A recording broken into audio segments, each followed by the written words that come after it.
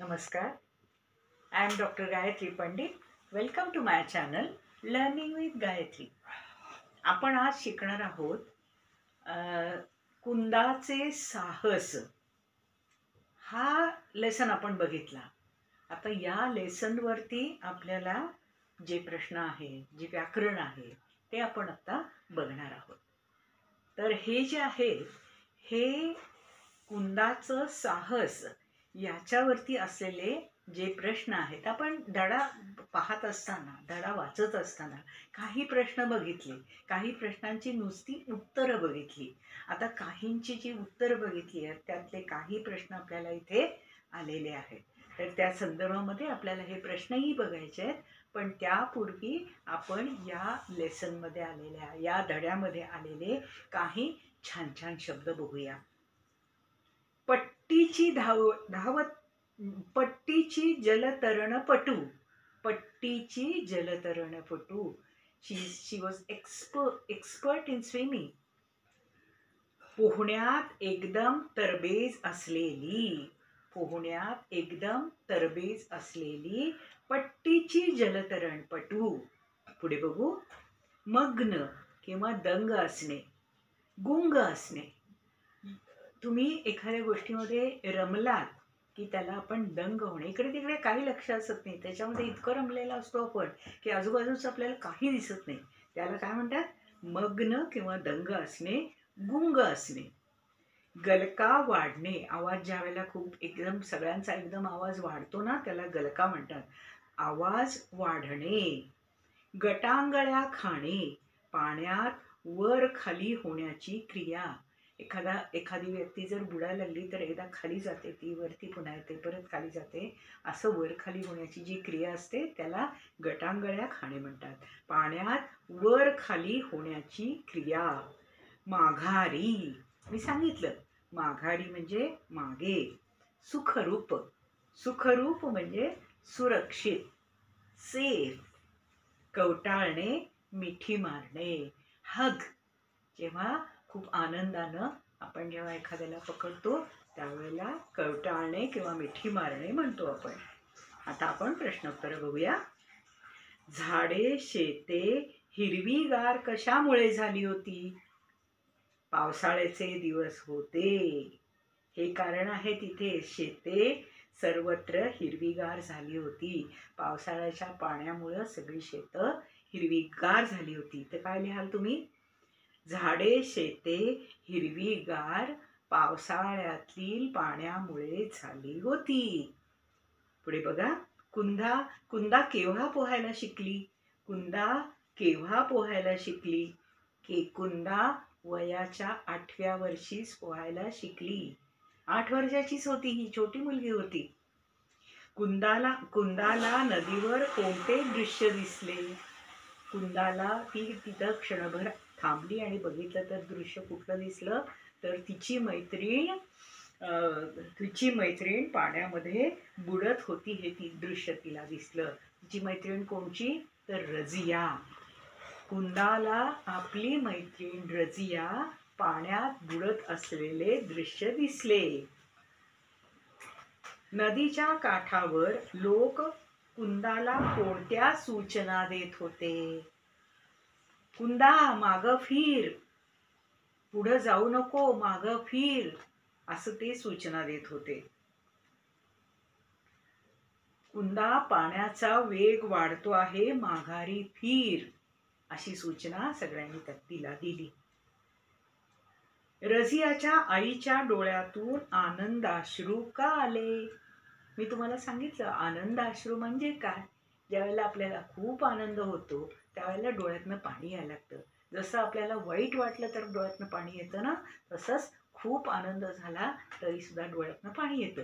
मग रझियाच्या आईच्या डोळ्यातून पाणी का आलं बरं? तर रझियाचा जीव वाचला होता. रझियाला पाण्यातून कुंदानं बाहेर काढलं होतं.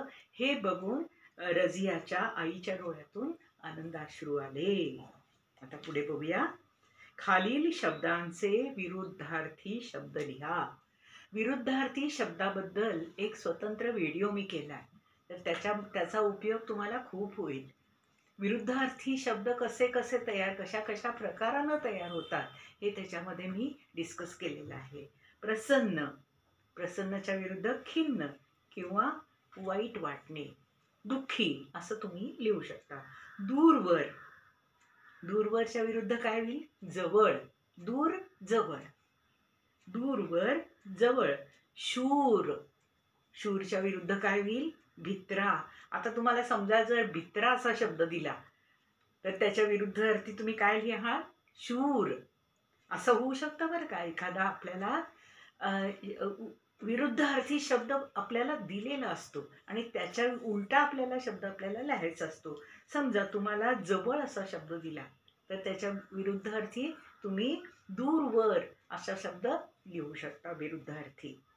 हसणे, रडणे, पुढे मागे, पुढेच्या विरुद्ध मागे. आता तुम्हाला मागे असा शब्द दिला तर त्याच्या विरुद्ध अर्थी पुढे असा तुम्ही शब्द लिहू शकता.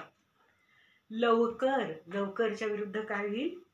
उशिरा, सावकाश, हळू. हे तिन्ही प्रकारानं तुम्हाला लवकर ह्याच्या विरुद्ध अर्थी लिहू शकता. लवकर, लवकरच्या विरुद्ध उशिरा होऊ शकतं. तू लवकर ये असं जर सांगायचं झालं तर त्याच्या विरुद्ध काय होऊ शकतं? तू हळू ये किंवा तू सावकाश ये. हे तिन्ही शब्द विरुद्धार्थी होऊ शकतात. पुढे बघा. पोहण्यामध्ये तरबेज असलेल्या व्यक्तीला जलतरणपटू म्हणतात. या प्रकारचे खालील शब्द वाचा व त्यांच्या योग्य जोड्या जोडवा. आता इथे काय बघा बरं. क्रिकेट खेळण्यात पटाईत.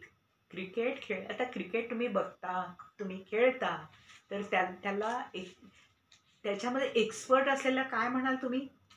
क्रिकेटपटू. जसं जलतरणपटू म्हणतो तसंच क्रिकेटपटू म्हटलं जातं. Expert in cricket. धावण्यात पटाईत. धावणे म्हणजे रनिंग करणे. रनिंगमध्ये जे कोणी एक्सपर्ट असतात त्याला धावपटू. इथे दिलेला आहे बघा शब्द धावपटू. भाषण करण्यात पटाईत. भाषण जे करतात त्याला काय म्हणतात? वक्ता. भाषण करण्यात पटाईत वक्ता. आता पुढे बघा. खालील खेळ खेळण्यासाठी आवश्यक असणाऱ्या वस्तू किंवा गोष्टी काय काय असू शकतात? आता तुमच्या शाळेमध्ये अनेक प्रकारचे खेळ असतात तर ते तुम्ही जर ऑब्झर्व केलं ना तर तुमच्या लक्षात येईल की ह्या सगळ्या खेळांना काय काय गोष्टी आवश्यक असतात, काय काय गोष्टी लागतात. काही खेळांना तर फक्त ग्राउंड असलं तरी बास आहे. असे काही खेळ असतात. आता त्याच्यामध्ये खो खो येतो, कबड्डी येतं, लंगडी येतात. लंगडीचा खेळ असतो. क्रिकेटला काय काय लागतं बरं? बॉल लागतो, स्टम्प्स लागतात, नंतर बॅट लागते. या सगळ्या गोष्टी क्रिकेटला लागतात. कबड्डीला फक्त ग्राउंड लागतं. त्या ग्राउंडवरती ठराविक मापानं असा चौकोन आखला लागतो आणि 2 पार्टीज असतात. त्यातल्या एक पार्टी एका साईडला, दुसरी पार्टी दुसऱ्या बाजूला. मध्ये एक लाईन असते आणि पलीकडच्या साईडला अजून एक लाईन असते आणि अलीकडच्या लाईनला अजून एक लाईन असते. तर एका बाजूचे जे खेळाडू असतात ते कबड्डी कबड्डी म्हणत पुढच्या बाजूला जातात. तिकडचे जे कबड्डीपटू जे असतात ना त्यांना ते आऊट करतात. अशा प्रमाणे काउंट्स असतात, त्याचे मार्क्स असतात. जेवढे जास्त आऊट केले जातात तेवढे जास्त मार्क मिळतात. कबड्डीला फक्त ग्राउंड आणि ते खालची जी पांढरी पावडर असते ती. फुटबॉलला काय लागतं? तुम्ही फुटबॉल खेळत असाल ना, शाळेमध्ये खेळत असाल तुम्ही नक्की. बॉल आणि त्याला नेट असतं बघा फुटबॉलला. जिथं तो बॉल त्या नेटमधून गोल केला जातो ना फुटबॉलमध्ये, त्या गोलसाठी जे आखलं जातं आणि तिथे एक जाळी असते. तर तिथे गोलकीपर उभा राहिलेला असतो आणि तुम्ही बॉलने बरोबर गोल करता. मग अशा वेळेला काय असतं? मोठं ग्राउंड लागतं त्याचं आणि त्याला जाळी लागते आणि बॉल लागतो. लिंबू चमचा. हा तर खेळ अगदी सोपा आहे. लिंबू आणि त्याच्यात चमचा. आपण बरोबर तेवढं अंतर चमचा तोंडात धरून त्याच्यामध्ये लिंबू ठेवायचा आणि ते अंतर आपण क्रॉस करायचं. त्यात लिंबू चमचाला काय लागेल? लिंबू आणि चमचा. संगीत खुर्ची. संगीत खुर्ची कशी असते? म्युझिक लावलं जातं आणि खुर्च्या असतात. तर त्या खुर्च्यावरती म्युझिक थांबलं की त्या खुर्च्यावर पटकन बसायचं. जो कोणी बसणार नाही तो आउट होतो. तर ह्याला आपण संगीत खुर्ची म्हणतो. तर संगीत खुर्चीसाठी म्युझिक लागतं आणि खुर्च्या लागतात. तुमच्या लक्षात आलं असेल हे. विटी दांडू. विटी दांडू हा विशेष करून खेळ छोट्या गावामध्ये हा खेळ खेळला जातो. तर त्याच्यासाठी विटी आणि दांडू असे दोनच गोष्टी असतात. एक छोटं असतं आणि एक लांब असतं. ते त्याने त्या एकमेकावरती आपटून ते उंच उडवायचं असतं, लांब टाकायचं असतं आणि बरोबर त्याचं डिस्टन्स मोजायचं असतं. विटी आणि दांडू अशा दोन गोष्टी यायला लागतात. आता लगोरी. लगोरी हा तुम्ही खेळ कधी बघितलाय की नाही मला माहिती नाही. पण लगोरीसाठी काय करतात, असे एकावरती एक अशा चौकोनी तुकडे एकावरती एक लावले जातात आणि त्याला चेंडूनी मारलं जातं. तर त्याच्यामध्ये ते काउंट्स हे केले जातात, मोजले जातात. पोहणे. पोहण्याला काय, नदी किंवा तलाव, मुख्य म्हणजे पाणी, तर त्याच्यामध्ये पोहणं असतं. आता पुढे बघा हा. कंसातील वाक्प्रचार दिलेल्या वाक्यात योग्य ठिकाणी वापरा. दंग होणे आणि गलका वाढणे असे दोन वाक्प्रचार इथे दिलेले आहेत. तर आपण बघूया. शाळेची सुट्टी झाल्याबरोबर शाळेच्या मैदानात विद्यार्थ्यांचा डॅश वाढला. काय वाढला? गलका वाढला, आवाज वाढला ना. सगळी मुलं बाहेर आल्यानंतर शाळेच्या मैदानामध्ये मुलं बोलायला लागली एकमेकांशी, त्यामुळे तिथला गलका वाढला, म्हणजे तिथला आवाज वाढला, गलका वाढला. पुढे बघा. परीक्षा असल्यामुळे मुले अभ्यासात डॅश झाली. अभ्यास असल्यामुळे आपण काय होतो? अभ्यासामध्ये इन्व्हॉल्व होतो, दंग होतो, मग्न होतो. मग्न होणे किंवा दंग होणे हे दोन्ही पॅरलल शब्द आहेत. आंतरजालाचा उपयोग करून भारतीय जलतरणपटू यांची माहिती घ्या. प्रत्येक खेळाडूची माहिती 4-5 वाक्यात लिहा. हे तुम्हाला इंटरनेटवरून व्यवस्थित ही माहिती मिळू शकेल. तुम्ही इंटरनेट वापरतच असाल, तर ह्या इंटरनेटवरून तुम्ही ह्या जलतरणपटूंची माहिती गोळा करा. त्यांचे काय असतं, जलतरणपटू जे असतात ना ते वेगळ्या वेगळ्या स्ट्रोकमध्ये तयार असतात. एक काय असतं, बॅकस्ट्रोक असतो, एक बटरफ्लाय असतो. असे जे हे 4 प्रकार जे असतात ना, ब्रेस्ट्रोक असतो. तर याचे इव्हेंट्स असतात. 50 मीटर, 100 मीटर, 400 मीटर. तर ह्या डिस्टन्सला प्रत्येक जो जलतरणपटू असतो तो वेगळं वेगळं टायमिंग देतो. तर 1 मिनिटाला किती अंतर हा जातो किंवा अंतर इतकं असताना त्याला वेळ किती लागतो, ह्याच्यामध्ये जे कमीत कमी वेळ देतात तेवढ्या डिस्टन्सला जायला, तर ते त्याच्यामध्ये एक्सपर्ट असतात.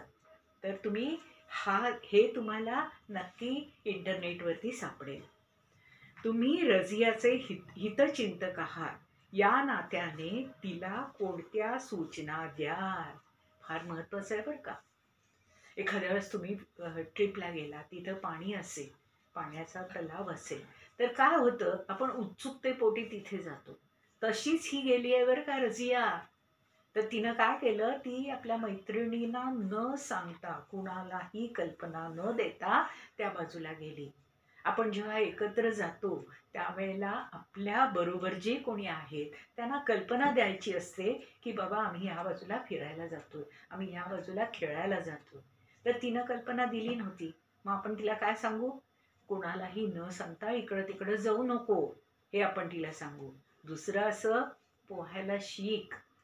पोहायला न येता ती त्या पाण्यामध्ये गेली. पोहायला न येता पाण्यात जायचं नाही, हे तिला आपण सांगू. तुम्हीही लक्षात घ्या, ज्यांना पोहायला येत नसेल त्यांनी पाण्यात नाही उडी मारायची. तर आधी पाण्यात कसं जायचं, पाण्यात पोहायचं कसं, एक्सपर्ट कसं व्हायचं. एखाद्या वेळेस पाण्यात मध्ये आपल्या नाकात तोंडात पाणी जायला लागलं तर त्यावेळेला काय करायचं, दुसऱ्या कुणाच्या तरी नाकात तोंडात पाणी जायला लागलं तर आपण त्यांना मदत कशी करायची, या सगळ्याची माहिती आपल्याला घ्यावी लागते. तर त्यावेळेस अशी माहिती आपल्याजवळ पण असली पाहिजे. पण रझियाला आपण काय सांगू, रझिया तू अशी न सांगता इकडे तिकडे जाऊ नको आणि पाण्यामध्ये तुला पोहायला येत नसताना जाऊ नको. ह्या सूचना आपण तिला देऊ. याशिवाय तुम्हाला अजून काही सूचना सुचतात काय बघा. पाठ वाचून तुम्हाला कुंदाचे कोणकोणते गुण जाणवले ते लिहा. आता कुंदाचे काय काय गुण आहेत बघा. एक तर काय आहे, धैर्य. शी इज ब्रेव. धैर्य आहे तिला. शी इज करेजियस. दुसरं काय आहे, मैत्रिणीला मदत करण्याची तिची मनापासून इच्छा आहे. ती मदत करण्याची तिची जी वृत्ती आहे हा तिचा मोठा गुण आहे. नंतर मैत्रिणीला मदत करणे, मैत्री जागवणे, मैत्री असणे, मैत्रिणीबद्दल प्रेम असणे, हे मैत्री असणे हे सुद्धा तिचा महत्वाचा गुण आहे. आणखीन काय, सगळ्यात महत्वाचा अजून एक गुण आहे तो म्हणजे प्रसंगावधान, प्रेझन्स ऑफ माइंड. प्रसंगावधान, प्रसंगाला तिथे काय आपण केलं पाहिजे हे त्या क्षणी त्या वेळेला आपल्याला लक्षात यायला पाहिजे, असा तिच्यामध्ये गुण आहे. प्रसंगावधान, तुम्ही हा शब्द लक्षात ठेवा. प्रसंगावधान, प्रसंग आणि अवधान असे दोन शब्द एकत्र येऊन हा शब्द बनलेला आहे. अवधान म्हणजे त्यावेळेला प्रेझेन्स, आपलं मन काय सांगतं, प्रेझेन्स ऑफ माइंड. कुंदाचे अभिनंदन करणारा कोणता संदेश तुम्ही भ्रमणध्वनीवरून पाठवाल ते खालील चौकोनात लिहा. तुम्हाला तिला काय सांगावंसारखं वाटतं, तिचे काय गुण आहेत, तिला कॉंग्रॅच्युलेशन्स करावंसारखं वाटतं, कशाबद्दल करावंसारखं वाटतं, हे तुम्ही या ओळीमध्ये 5 ओळीमध्ये तुम्ही तुमच्या शब्दात लिहू शकता. आता पुढे बघूया. खालील शब्द समूह वाचा. सुंदर फुले, गोड आंबा, उंच डोंगर, ताजे दूध, पिवळा चेंडू, 7 केळी. आता इथे काय काय आहे बघा बरं का. लांब नदी, अवखळ मुले. हे काय केलंय ह्याच्यामध्ये, वरील शब्दसमूहात फुले, आंबा, डोंगर, दूध, झेंडू, केळी, नदी, मुले ही नामे आहेत. They are nouns. नामाबद्दल अधिक माहिती सांगितलेली आहे. कशी सांगितलेली आहे बघा बरं. सुंदर फुले, फुले हे नाम आहे आणि त्याच्याबद्दलची अधिक माहिती काय सांगितली आहे, सुंदर ही अधिक माहिती सांगितली आहे. पुढे बघा, गोड आंबा. आंबा हे नाव नाही, आंबा हे नाम आहे आणि या नामाबद्दल जास्त माहिती सांगितली ती म्हणजे गोड आंबा. गोड आंबा, आंबा कसा आहे, गोड आहे. आंब्याबद्दल अधिक माहिती सांगितली. उंच डोंगर, डोंगर कसे आहेत, उंच आहेत. डोंगराबद्दल माहिती जास्त सांगितली ती म्हणजे उंच. ताजे दूध, दूध हे नाऊन आहे. तर नाऊन बद्दल, नामाबद्दल आपल्याला जास्त जी माहिती सांगते त्याला काय म्हणायचं ते सांगते तुम्हाला. पिवळा झेंडू, पिवळा झेंडू, झेंडू कसा आहे, पिवळा आहे. झेंडूबद्दल अधिक माहिती सांगितली. 7 केळी, केळी 7 आहेत, केळीबद्दल अधिक माहिती. लांब नदी, नदीबद्दल अधिक माहिती. अवखळ मुले, मुलांच्या बद्दल अधिक माहिती. ज्याच्याबद्दल अधिक माहिती सांगितली जाते ती नामं असतात आणि जी माहिती सांगितलेली असते त्याला व्याकरणामध्ये काय म्हणतात. हे सगळे शब्द त्या नामाबद्दल विशेष माहिती सांगणारे शब्द आहेत. अधिक माहिती सांगणारे शब्द आहेत अशा शब्दांना विशेषण म्हणतात. विशेषण म्हणतात, त्याला ॲडजेक्टिव्ह्ज म्हणतात. They are adjectives. आणि हे ॲडजेक्टिव्ह मराठीमध्ये आपण त्याला विशेषण म्हणतो. विशेषण हे काय आहे? नामाबद्दल अधिक माहिती सांगणारा शब्द जो असतो त्याला विशेषण म्हणतात. खालील आकृती गुलाबाच्या फुलाला 8 विशेषणे लावली आहेत, ती समजून घ्या. गुलाबाचं फूल आहे आणि त्याच्याबद्दलची अधिक माहिती सांगणारे आपल्याला 8 शब्द माहिती होणार आहे. बघा बरं. टवटवीत म्हणजे फ्रेश. टवटवीत गुलाब. गुलाब हे नाऊन आहे आणि त्याच्याबद्दलची माहिती काय, जास्त माहिती काय सांगितली? टवटवीत. पुढे बघा. गुलाब, ताजे गुलाब, फ्रेश. ताजे गुलाब. गुलाब हे नाऊन आणि ताजे हे त्याचं विशेषण. लाल भडक हे रंग दाखवणारं विशेषण आहे. लाल भडक. गुलाब कसा आहे?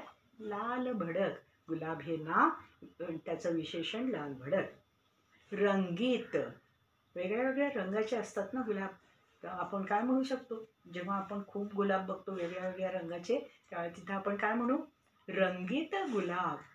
कलरफुल. They are colourful. गुलाब कसा आहे? गुलाबाची अधिक माहिती सांगितली ती म्हणजे रंगीत गुलाब. अधिक माहिती सांगितलेला शब्द विशेषण. विशेषण हा नामाबद्दल अधिक माहिती सांगतो. टपोरे. टपोरे म्हणजे असा टवटवीत, असा छान.